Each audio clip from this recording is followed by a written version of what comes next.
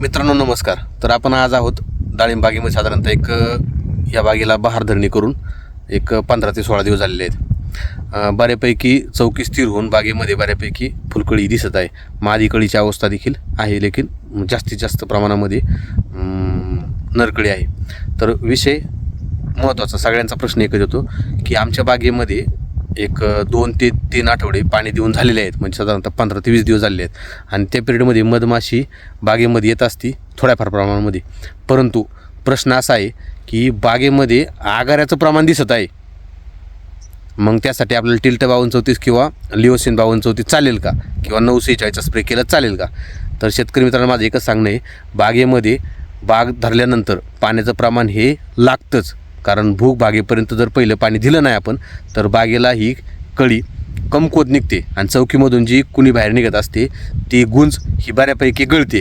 म्हणून बागेला पाणी जास्त द्या. आणि ज्या ठिकाणी पेन्सिल काडीपेक्षा जास्त काडी मोठी जर आपण कट केलेली असेल तर त्यामध्ये बऱ्यापैकी आगारा किंवा वॉटरशूट ह्या ठिकाणी निघतो. आणि तो आगारा का निघतो, तर झाडामध्ये जर स्टोरेज तुमच्या कमी असेल आणि बागामध्ये जर कळी जास्त फेकलेली असेल तर त्या कळीला भरण पोषण करण्यासाठी किंवा सक्षम करण्यासाठी वॉटरशूटमधून तुमचे काय जे अन्नद्रव्य तयार करण्यासाठी जी काही प्रोसेस असते त्यासाठी झाडे आगारा बाहेर काढत असतं.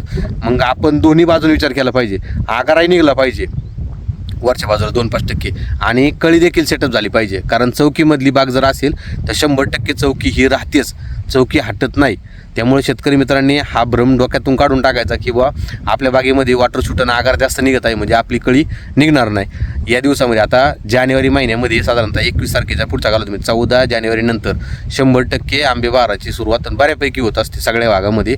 बाग आता धरलेल्या आहेत. तर कुणीही मनामध्ये शंका आणायची नाही की बागेला आगार निघतोय म्हणून आपण पाणी कमी द्यायचं, अजिबात नाही. बागेला पाणी हे तुम्ही पोटभर ज्या प्रमाणात लागतंय तुमच्या बागेची आणि जी काही मातीची अवस्था आहे, काळी माती असेल, मध्यम माती असेल, हलकी, त्या पद्धतीनुसार तुम्ही त्याला पाण्याचे नियोजन हे 100% ठेवा. कारण औषधावरती कळी निघत नाही.